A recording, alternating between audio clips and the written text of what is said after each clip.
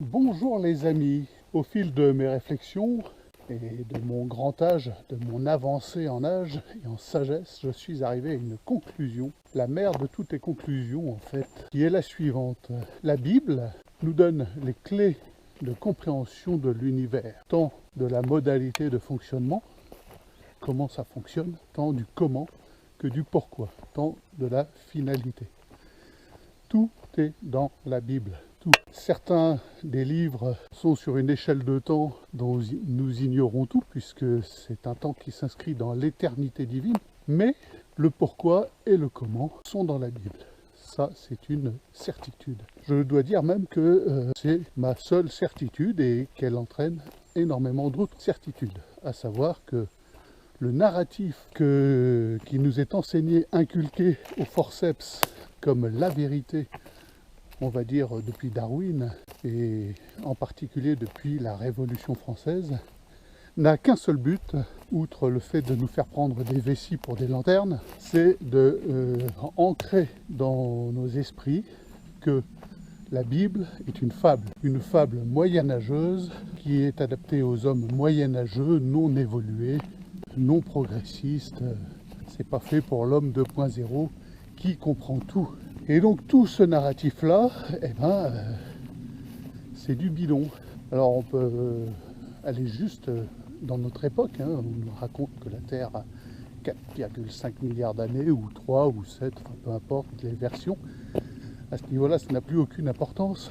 Que nous sommes tous issus d'une bactérie commune, aussi bien l'arbre, le chien, que nous, humains.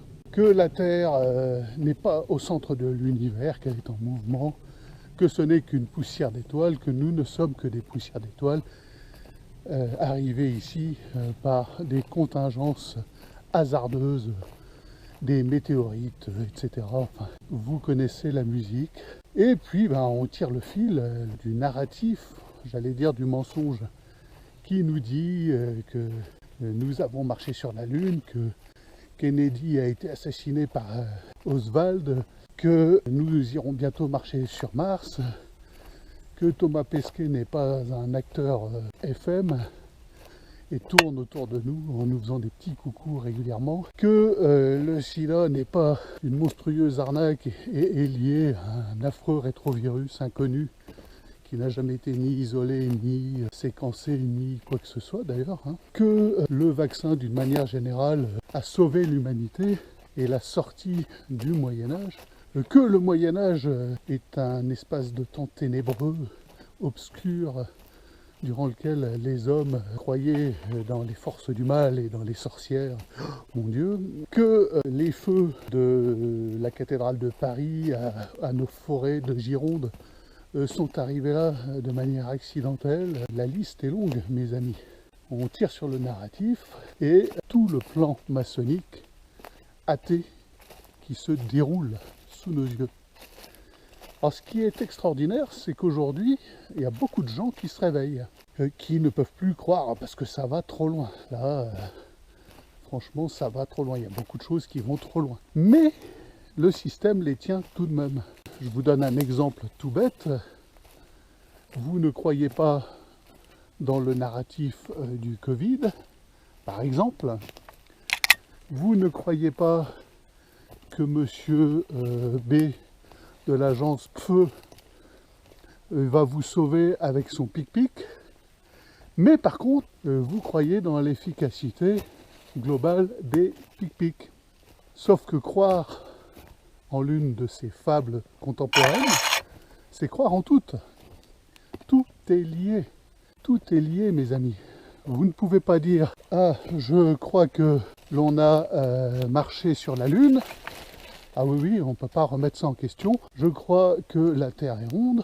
Je crois que l'homme descend du Schmoldu. Mais par contre, je ne crois pas dans la fable réchauffiste, anthropique. Parce que, d'une manière ou d'une autre, ces narratifs découlent l'un de l'autre et sont totalement liés. À bien y regarder, si vous croyez, si vous adhérez en une seule micro-partie de ces fables contemporaines, vous adhérez à toutes. Alors attention, je ne suis pas en train de vous raconter que si la Terre n'est pas ronde, elle est plate, que la médecine est à balancer aux orties d'une manière globale, etc., etc.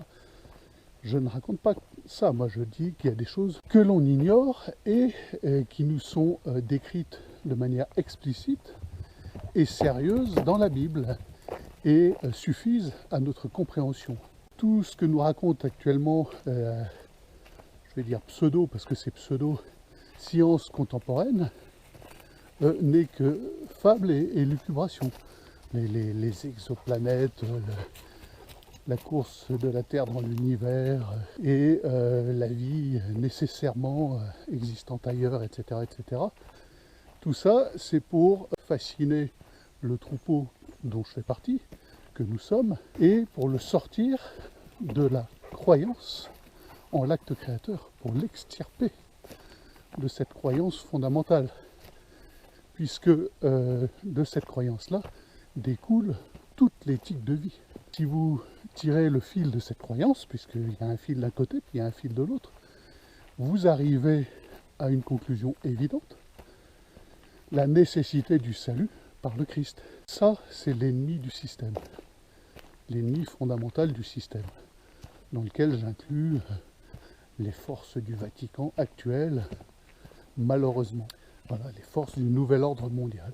Donc voilà mes amis, vous croyez en un mensonge, en une fable moderne, vous adhérez à toutes, fatalement. Vous restez dans l'expectative concernant la véracité de la Bible. Et aujourd'hui, il est indéniable que même dans un cercle très fermé de, on va dire, complotistes, de gens qui remettent en question le narratif officiel, comme il y en a quelques-uns qui fleurissent à droite à gauche, suite aux gilets jaunes, suite à toute cette histoire du Covid qui nous est tombée dessus.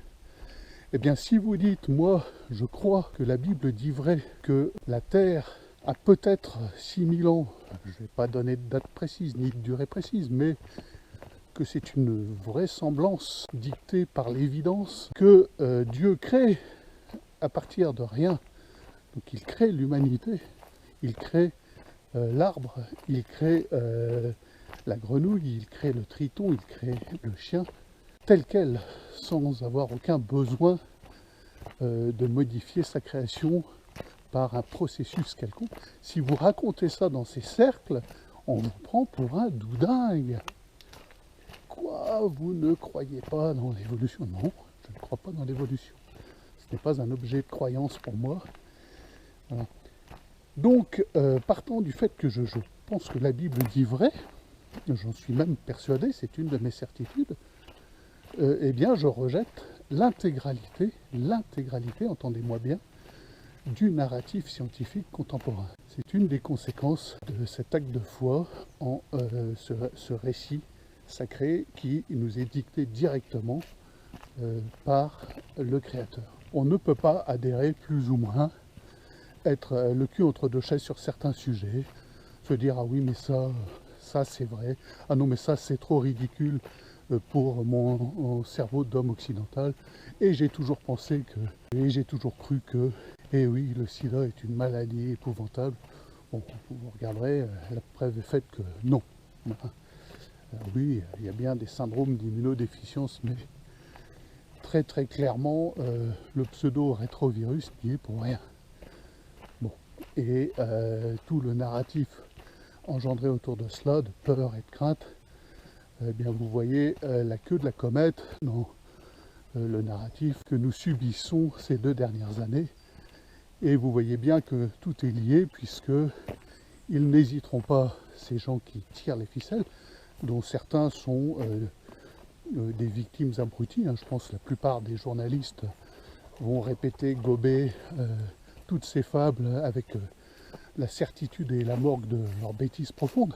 Voilà, vous voyez bien qu'ils n'hésiteront pas à rattacher, par exemple, cette histoire sanitaire à l'histoire climatique. Vous voyez bien que tout est lié. Voilà mes amis, donc je vous laisse méditer là-dessus. Je pense qu'on est obligé de se montrer maintenant, aujourd'hui, devant les preuves et les faits, assez radicaux dans ce en quoi nous croyons. C'est pas une vidéo spécialement religieuse, c'est plutôt d'ordre philosophique, intellectuel. Voilà, vous pourrez me traiter en commentaire, je vous laisse me traiter d'obscurantiste, d'affreux obscurantiste. Vous savez comme je suis, j'aime le débat. Je n'hésite pas à répondre à des contradicteurs polis et non malhonnêtes. J'ai en horreur la malhonnêteté